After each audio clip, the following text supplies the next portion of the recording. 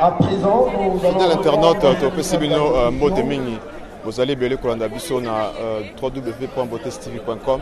Ndenge tolobaki lelo toyeko rendre hommage na Mama Ewaso Lobi Kor Ebimaki bongo lelo mercredi 27 mars ezali enterrement yango tokiti awa na esplanade ya stade des martyrs epai ya bikor eza exposé tolakisa bino ndenge makambo nyonso tozoleka awa baartiste mpe baza mwa mingi awa mpe bayeko rendre hommage na Mama Ewaso azalaki une grande artiste comédienne na kati ya mboka na biso.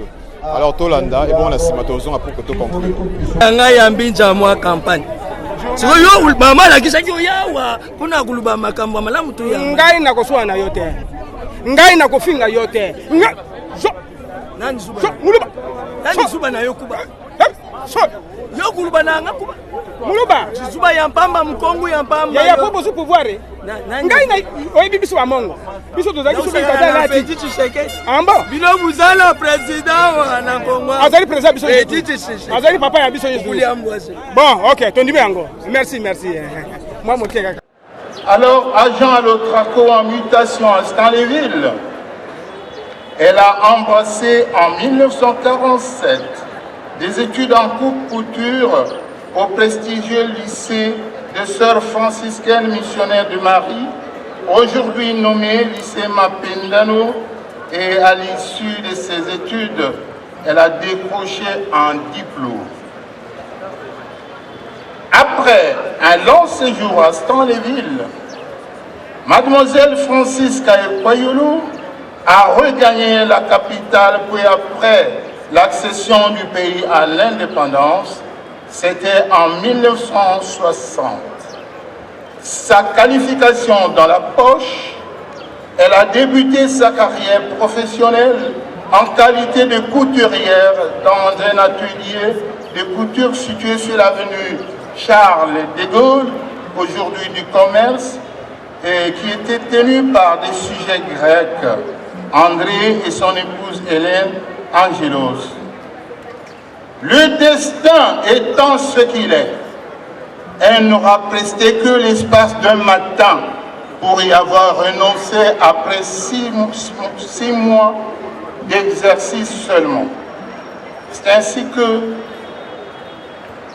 en 1962, après avoir brillamment satisfait un test d'embauche, elle a été recrutée à la Radio Congo et affectée au bureau de production en langue en qualité d'animatrice. Signalons qu'elle a été dans le même convoi que ses collègues nommés Kandou Bernadette, Diaké Siani et un certain Joseph Kakienz, qui se trouve être le père biologique du bishop du même nom. La limpidité et la clarté de sa voix avaient tellement émerveillé auditeurs et même ses collègues plus expérimentés, au point qu'un jour, par concours de circonstances, elle croise le célèbre Samuel Makoma Kibwila Ngabuka, alias Molangia Pembe, coqueluche des auditeurs et des téléspectateurs congolais d'heureuse mémoire. Ce dernier, qui animait et avec brio plusieurs émissions, au cours desquelles il faisait passer des numéros de sketch en solo, il lui propose et la convainc de lui offrir sa collaboration. Cette collaboration a eu comme point de départ la co-animation de l'émission Cabaret de la semaine, à laquelle vont s'ajouter d'autres émissions, à savoir Mituna Pebiano, Disque de Mondi, Pasteur et Aleta, Molekinzela Aleki, Likambona Motote, Ekolo Yabamaman, Courrier des auditeurs, etc., etc. Au vu de la performance de la nouvelle venue, Molangia Pembe a également obtenu d'embarquer Ekwayolo Francisque dans sa barque de sketch. Tel a été le début d'une carrière abondante et éloquente de celle qui sera nommée pour le plaisir du public Ewaso Catalina par son coach qui était Moulangui Pembe. Ainsi donc, s'est consolidé le tout premier duo de la radio nationale qui, une année après, a été enrichi de la venue en 1962 de Moussa Sadio. En 1964, deux dames sont venues enrichir le groupe. Nous citons Eugénie Toumbambala, dite Mandola Lobanzoté, et celle que vous voyez assise là-bas, Henriette Kumbu, alias Marie Impala. En 1965 et bien plus tard, avec la bénédiction du ministre de l'époque, Georges Kikanda, la troupe a été baptisée sous l'appellation du groupe Maboké, nom donné toujours par son coach Moulanga Pembe, qui attribuait même des sobriquets à tous ses coéquipiers. Ainsi, l'effectif passera à 12 membres, avec l'adhésion de Léon Benjamin Yeya, Likinda Andele Maboké, Henri Mongo Fichier, Eboma Mabala, Annie Marie Kalou, Adeta Ayou, Elodie Dissas et Panzamakita, Marie Gabi Massala, Maman Moseka, Honoro Massongo, Jamin Kolonga, Clément Aliocha Kitoko, Dikwanganzala et François Boloa Bonzakwa Fula. Landa biso partout dans le monde, toza matanga mama Ewaso, toza pembeni awa na papa Tchaka Kongo Boni. Nzamba kumisama. Organisation ezole kandeni. Oui baba. Organisation matanga ezole kandeni. Organisation Nzamba za lokumu. Nzambe confondre. Mama libisa soboke mama, libisa soboke. Nzamba za lokumu. Bakundi mama Ewaso avec beaucoup de honneur. Même que na 5 sous Nzambe merci. Bah prophète de malheur, on va réussir, mais on a réussi l'événement. Maman Wasso, car reposa était en direct. Et ça la matin, la première fois la comédienne Nengewana. Hein? T'as un tombé Maman Wasso. Tout ce que tu Maman Wasso na Négropole, ici à Kuna Taboulay. Azaki fait la bas de Corée, mais plus chef d'État qui lobby. Yango il fait pas de Corée, mais le souhait repoussé en tout cas. Nous avons alors pourquoi Bozele Kaka beaucoup de jours il y a journée internationale de théâtre et ça dit qu'on l'a dit ça et ça qu'on l'a dit ça que bah tomboli théâtre et ça c'est mingi théâtre journée bango lelo bah kundi mama na bango et ça c'est mingi c'était un honneur parce que Maman Wasso. Merci beaucoup. Des différents groupes théâtrales. Tous ceux-là qui œuvrent dans l'art dramatique nous ont apporté le sourire sur les lèvres, nous ont apporté joie et gaieté, nous ont apporté la bonne humeur, ils nous ont égayés. Déconsidérés, oublions que ces derniers nous apportent le sourire. Merci. Et nous en profitons pour saluer l'excellence de la ministre des Cultures et Arts, Madame Aïe Astrid, et aussi nous saluons la présence de Madame Chantal Sakou, qui est ministre. Elle est là, donc le nom de la famille par sa fille de la petite. Elle aussi est artiste comédienne, elle œuvre dans l'art dramatique. Parce que la grande famille de Maman Francisca fait point de l'eau, et Wasso Katabina, je fais le devoir de vous exprimer le sentiment profond que nous sommes. Le moment où nous ensemble. Après papa laissez-moi deuxième vice-président. Donc il va dans ce tour avec les basalia balelanga pour le loba ba mona ngate yango faut boloba. Donc ezaki na ndenga mabete wana za mama pena oya biso mama Wasso aza koko meme ngalo na obenga ya meme ya wana obenga nga mama. Donc mama lelo ya meme ale on a lali bon après c'est pas condoléances trop mais de te perdre vraiment maman on a zaki maman actrice ya kosangana te bazabu ba moko oyo nga na landa moi ba style po bana oloba makamwa na sakana ngo brital na kata scène ezakaye po ya ya munoko ya epola kalunga muke ya zaki ya suka na yango soka tuti yo batu fo bakoya donc c'est ça oyo nga na olinga yango wana et puis ya bana oloba nga soko yena na lalité a tikali ko jouer na mbalo sombote ya omona ka kufite to jouer na ina kisangani mbai na biso masumu ezaka terrible ya meme bacondoléance bai akei na ye bon ake nzela oyo biso tu tokendaka lelo eza mokolo na ye ya suka napesi bacondoléance kaka na famille biologique na ye na bana na ye nyonso tu surtout na baartiste ya théâtre oyo ya baage na biso po oyo ya lelo bayebi valeur ne te bazoya kowelela babuzoba na bango apambapamba baowelelaka nayebi eloko bazowelela te soko bazowelela nini estce bazwwaka na ye ayebi bango tozaka na système GDD biso toya bakoko toye kolela mame waso wana za koko na biso donc biso toyeka po tokangaka mofiniko ya cercueil po ezaka mamba pasi mpe ma omoni mare na biso kokobara na biso ava daye nga nazalaki de courant na hôpital wana côté donc ava balongola mare bayani na cinquantenaire biso ozalaki président wana déjà quoi donc eza mamba pasi vraiment na kati ya motema quoi mais na remarqué loko moko na vie bato ya boye lora baza ba monument congolais ya théâtral ya Congo baza ba mama mombo il faut to honorer bango to pesa bango valeur moni to ya matanga po to milaksa na rate donc matanga eza place mo boyo vandi to lela mutu na honneur na qualité na niveau na ye quoi po aza bamsu ba ko milaksa mais bino mo bo tambola bozo sala musala na bino pona mona musala na bino ele 4 kitoko biso to na mawana na susi na mutema tala place on na vandi mais so balusika caméra non na sima omona tala bato ebelo nga na lati boy pona yeko lakisa mame waso te mame waso déjà kufi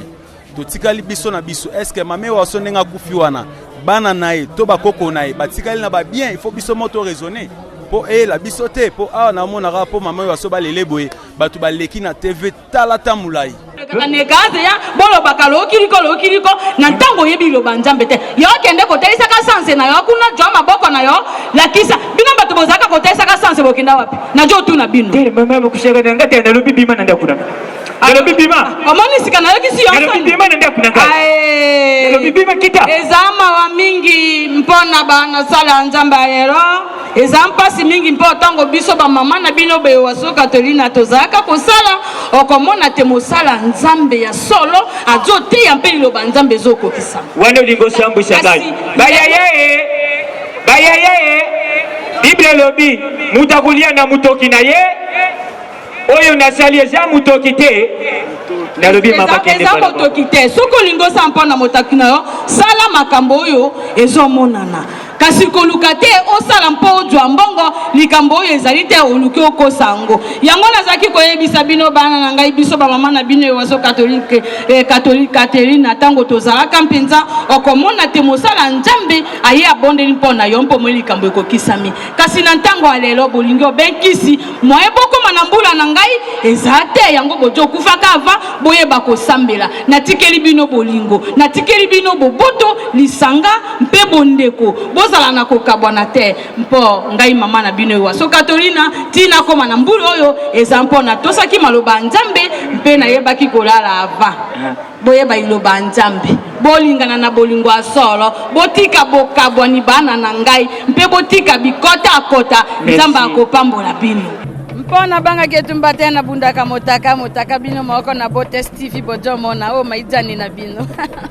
Alors Marie-Jeanne Bolele maman iwaso akei souvenir ni otika inango yayi souvenir natika inango be ya yoleleo sia mpo mikolo bokoyo kango wana za kri nanga natika inango ya mama iwaso donc yoleleo sia yango wana nazi ona obosa na te zaka que mama bandaki théâtre na donc na âge moko ya muke puis lelo akufi na 82 ans toujours na théâtre malgré nga na eu chance à rejouer na yete mais en tout cas souvenir na garder yango wana donc akufi vraiment na kati ya musala yango moni tozo honorer bo malgré ba code yango na ba mususo balingi ko ya ko rendre hommage ba yete mais biso quand même toza ko honorer maman pour moni babaka la séparation n'est pas bonne donc okabwana mama eza pasi mais to sa nini nzambe nda pesa nzamba azui mais mama kufi na âge au 82 a bongo yo nanga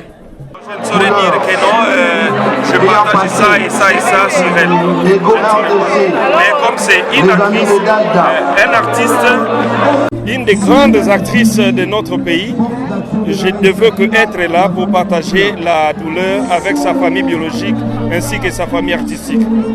Soki bon moto, esi esika nango, association kozalelo kopamba.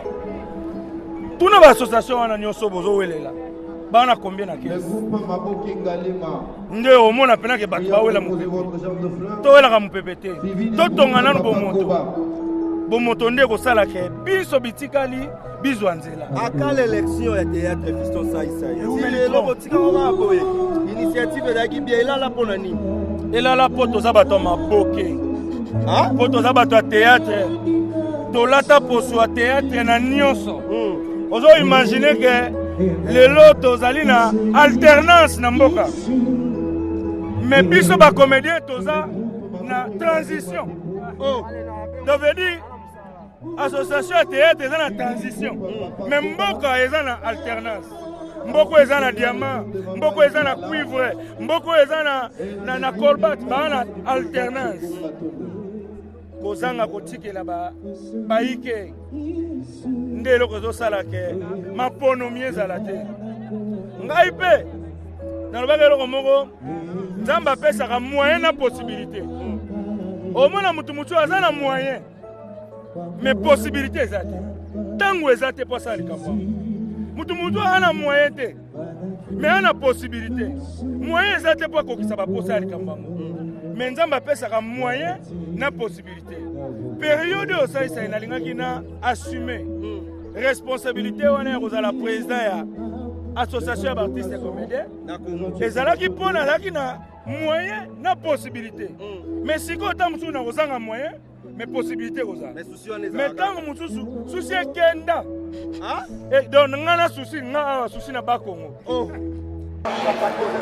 c'est une grâce à Koufina art na ye mame waso nenga Kofi wana ba remplacer il souté ata tozi moto moko le balkola et waso au dans d'autres bigel waso mais à rozale waso té j'interprète ballet mondial mais je ne suis pas ballet mondial et ballet mondial ça Koufina ye bana basi balé li donc voilà donc c'est une grâce ya moto Koufa au balbaka à Koufina champ de bataille na mosala na ye dommage allez li musala ndenge elongo bani te pona mboka na biso dommage kaka parce que allez li baba somele baba koti baba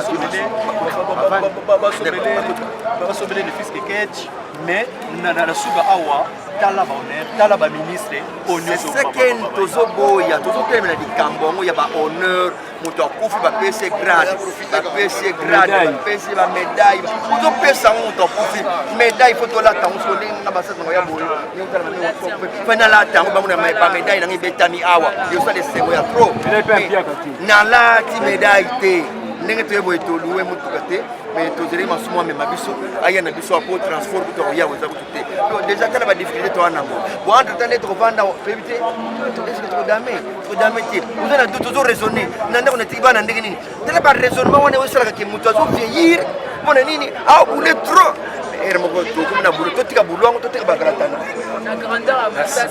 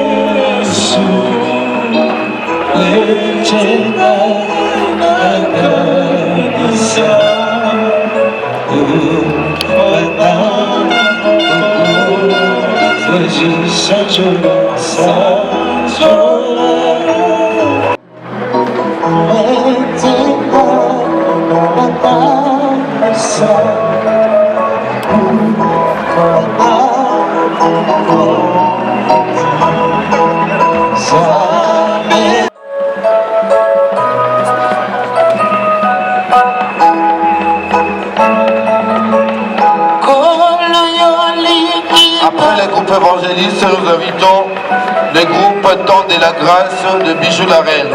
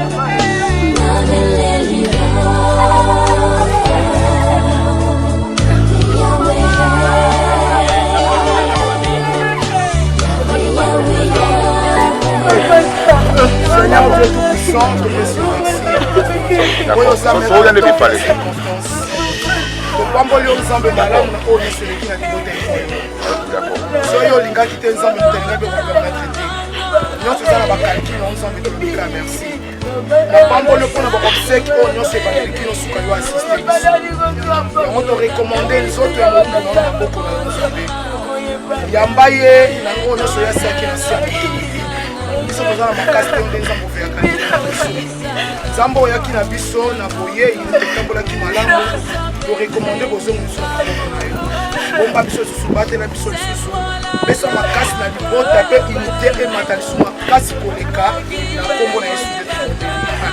Amen. Mama na bali ela tá makapa ko to bonyo kalinga to bota ka gimita asimine mabali mako noko badisa fongoli nzela jaka ya landi yo landi ya na biso numéro 1 aza na France depuis nona te naki sasa wana tikali kanga moko wana temi liboso na yo pesa nzoto makasi pesa nzoto makasi nyonso otikali ngai nzambe asalisa ngai nzambe abatela ngai nakokofandela bana oyoki bango tiki bango ke likambo te kende mala Mama Jeanne, moi liboso ya mama Waso liloba pa mama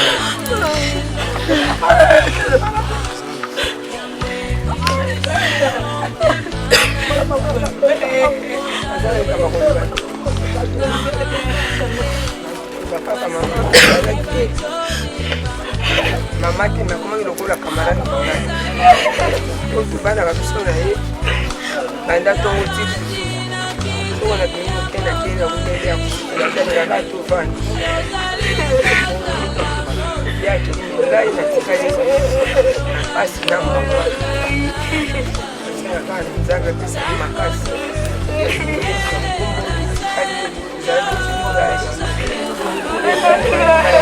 makasi